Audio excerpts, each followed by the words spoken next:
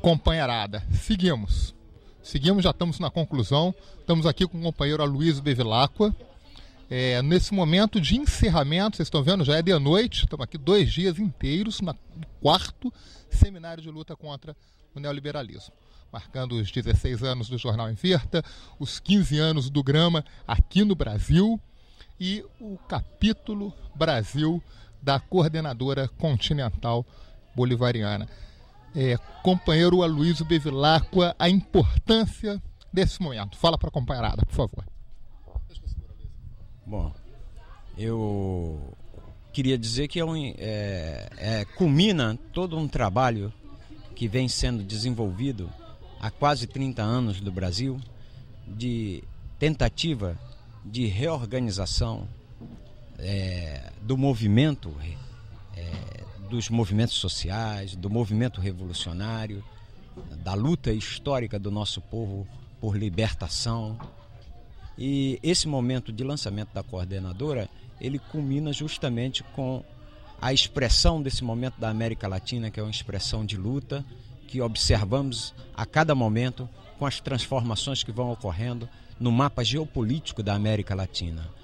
Então o Brasil, que até agora ainda não chegou ao mesmo patamar das lutas que hoje travam na América Latina, esperamos que com o lançamento da Coordenadora Continental Bolivariana, com a congregação de inúmeros movimentos que tiveram presentes, dos aportes que fizeram ao conhecimento sobre a realidade histórica do nosso país e da América Latina, com a presença internacional de vários companheiros dos países da América Latina, dizemos internacional, mas na verdade somos uma única pátria, somos uma pátria grande, uma pátria que tem um destino histórico, que é o destino do socialismo, integrando os seus povos, as suas diferentes formas de expressão cultural, suas diferentes formas de linguagem, todos os mecanismos que nós temos de expressão e de luta histórica do nosso povo, dos nossos povos, da América Latina. O Congresso, ele foi este momento, esta síntese. O Brasil agora, ele pode estar juntos numa luta rumo a uma nova organização da sociedade na América Latina como um todo, que é o ideal travado por Bolívar, que é o que existia anteriormente à conquista, que vinham com os incas, com os maias, com os astecas, com os nossos povos indígenas, que remontam as nossas lutas desde Cunhambebe, desde Aimberê, da Confederação dos Tamoios, até o momento que vivemos hoje, em que se integram as lutas dos novos tempos, as lutas por libertação. Então nós estamos assim muito radiantes de saber que podemos, de uma certa forma, a partir de agora, contar com este instrumento que foi criado de unificação dos povos brasileiros. Temos que falar povos, porque temos os povos indígenas, temos as diferentes culturas e que estamos nos construindo como um único povo. Um único povo. Esses povos todos formam uma síntese, a síntese latino-americana, que o Brasil, pela sua dimensão, pela sua população, pela sua constituição de riquezas naturais, pelo seu aporte, pela sua capacidade de poder prover coisas para a América Latina como um todo, que possam implementar este desenvolvimento histórico, nós estamos nesse congresso justamente tentando fazer com que o Brasil dê esse passo, constitua aqui um primeiro movimento que será a escala do Brasil, está integrado nesse processo magnífico, liderado por Fidel, Hugo Chávez, Evo Morales, né, e tantos outros revolucionários que estão hoje no momento da América Latina se batendo para construir a pátria grande, socialismo. Como dizia Bolívar, né, a pátria é nossa América. E José Martí, a pátria é humanidade. Então, somos todos nós. Nós somos apenas um instrumento com a coordenadora deste processo de unir os povos, unir suas palavras, unir suas vozes, unir sua luta e trabalhar para construirmos esse ideal socialista. Companheiro Aloysio, eu acho que foi no início do século passado que já está entre nós aqui no Brasil as ideias comunistas, as ideias socialistas. Agora o presidente da República Bolivariana da Venezuela, Hugo Chávez, fala no socialismo do século XXI. Como é que os companheiros do PCML, do Partido Comunista Marxista-Leninista, vê a conjuntura da luta de classes hoje a nível mundial, em especial na América Latina?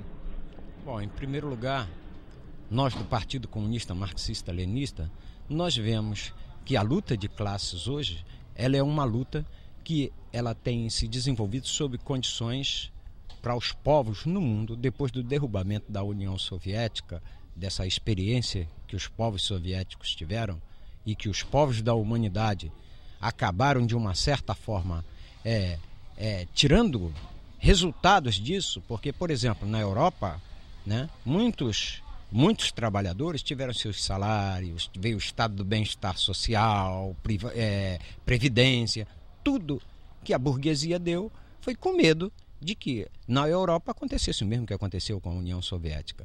Então temos, né, uma dívida com esse povo que perdeu 27 milhões de pessoas pela libertação da humanidade contra o fascismo. Então essa é uma experiência interessante. Quando essa experiência ela cai, ela cria uma onda contra-revolucionária e cria a burguesia, dá força à burguesia para se voltar contra todos nós em todas as partes. E aquilo que ela tinha cedido naquele momento em que existia a União Soviética, ela passou a retirar. E nessas condições, essa conjuntura ficou desfavorável para a gente. E o que acontece agora? Acontece que nessa conjuntura desfavorável, as massas, de tanta pressão que surgiu com o fenômeno do neoliberalismo, da globalização, as formas que a burguesia correu para poder retirar aquilo que ela tinha dado antes, jogou com que os povos também começassem a reagir em todas as partes, se levantassem contra ela. Como ela fez uma série de trabalhos, a burguesia com seus atos, seus golpes, ceifaram, como foi o caso aqui da década de 70, que ceifaram a maioria das lideranças dos revolucionários.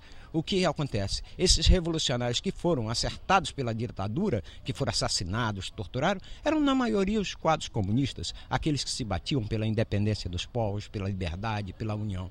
E ao ceifar essa camada, ela pensou que estaria livre da luta dos trabalhadores para que ela pudesse fazer o que quisesse com o mundo. E ao contrário, o que nós temos observado é que os povos se levantaram. E na América Latina, no Oriente Médio, em todas as partes, na África, os povos se levantaram. Na Ásia se levantaram também.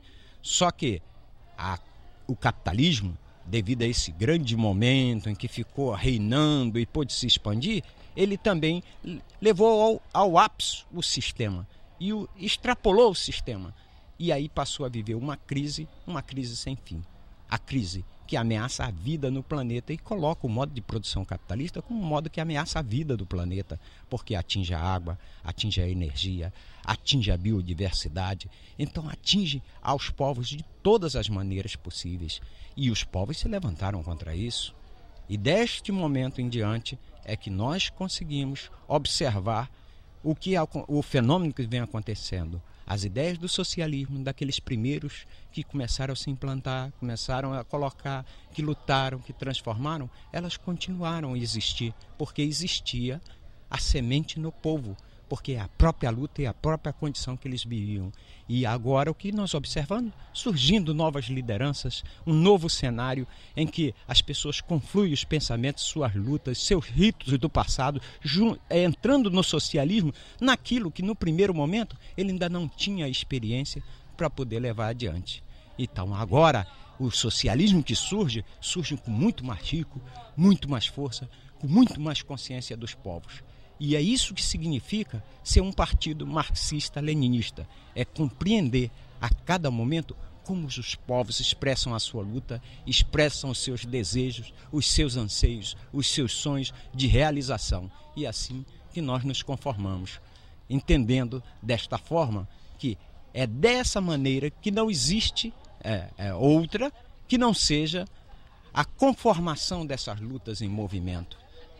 E essa conformação de lutas em movimento, essas ideias teóricas, o que está sendo produzido de resistência, tem que ser canalizado Como um partido hoje é limitado para fazer isso, porque não dá conta de todas as expressões, só existindo um movimento que seja muito superior ao partido, que seja os próprios povos, o povo organizado, se organizando, lutando e construindo o seu próprio poder.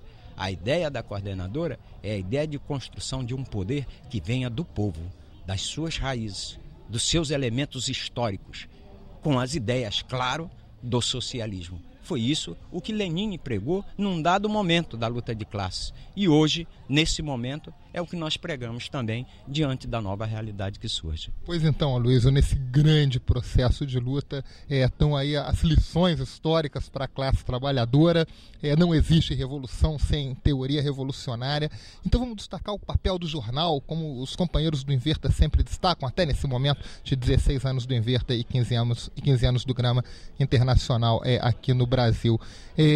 O jornal, como organizador da sociedade, como difusor das ideias socialistas e revolucionárias, como é que o Inverta, não só o Inverta, mas como é que você vê o papel dos meios de comunicação, esse papel político organizador da sociedade? Eu acho que você tocou no ponto-chave da atual situação que nós vivemos em termos da crise do capitalismo. Ele desenvolveu uma tecnologia que eu chamo a terceira fase da Revolução Industrial, que foi justamente no setor da transmissão da máquina, os mecanismos de transmissão. E esses mecanismos de transmissões incluem o quê? As comunicações. Esse é o fato.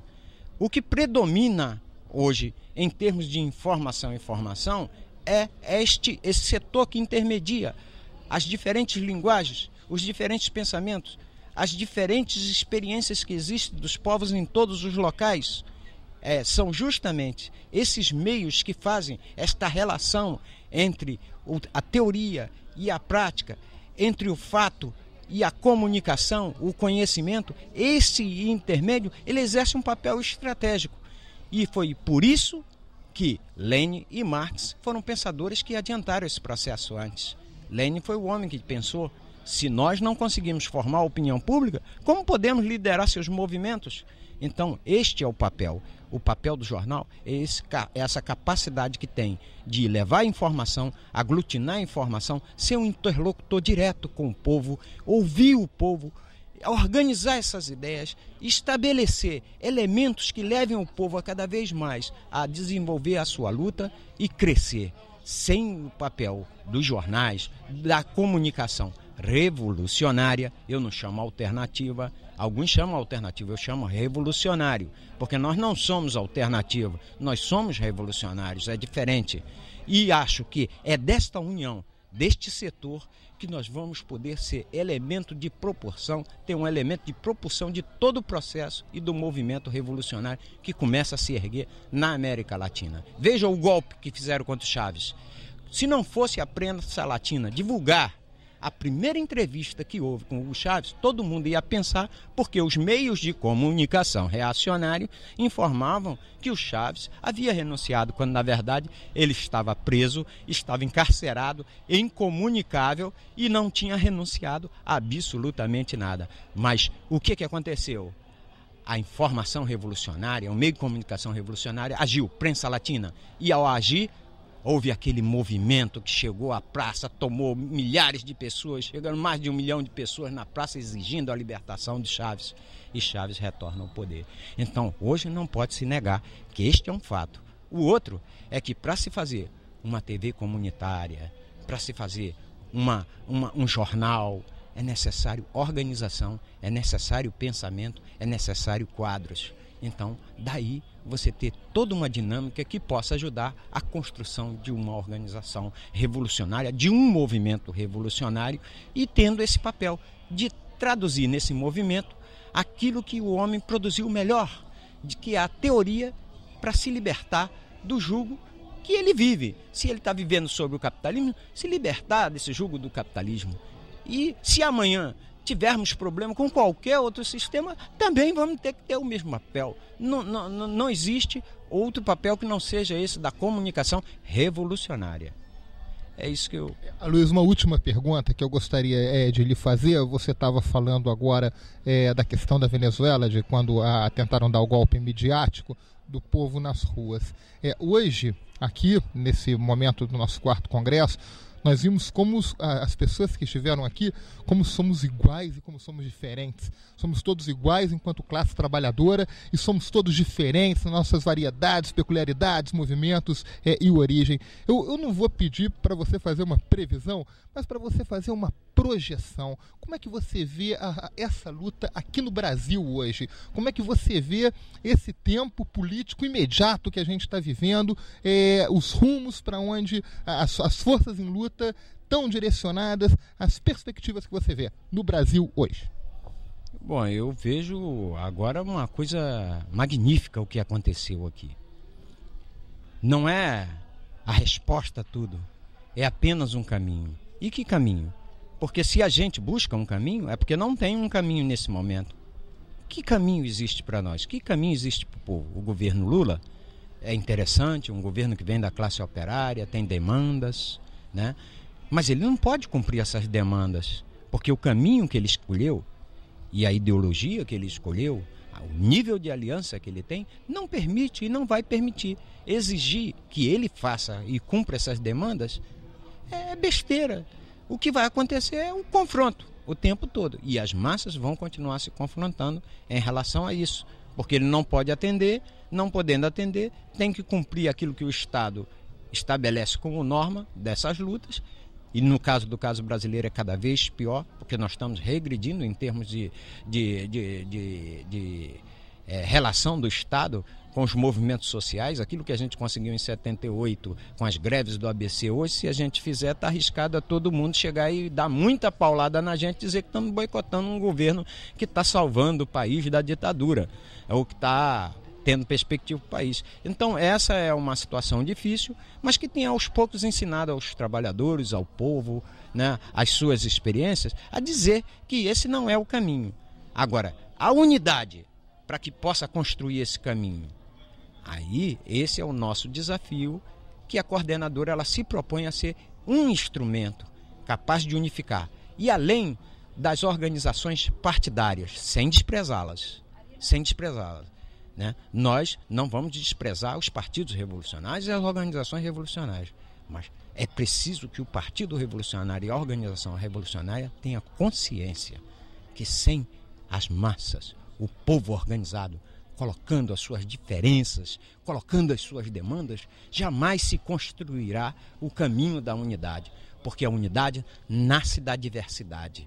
Sem ela não existe. Isso se chama aquilo que no marxismo é a coisa mais importante do marxismo, dialética. É isso. Muito obrigado. Aloysio Bevilacqua, deixa só um recado final para a companheirada que está ligado no meio revolucionário de comunicação. Bom, eu quero agradecer a entrevista, agradecer a cobertura da TV comunitária, da TV Caos, que nos ajudou o tempo todo, que está aí com gente, que agora vai ser parceiro de toda essa luta por uma comunicação revolucionária no país, junto conosco. E nós agradecemos a todos e chamamos a todos a participar. Se organize, participe do movimento, participe da sua organização comunitária, participe, venha cá, venha para a coordenadora, vamos junto lutar, vamos transformar esse país. Não existe outro caminho. Este é o caminho que nós temos, este é o caminho da construção do povo, da sua própria sociedade, a sociedade que ele quer, que lhe sirva, que lhe favoreça e que lhe traga a felicidade. É minha mensagem. Isso aí, valeu. 10.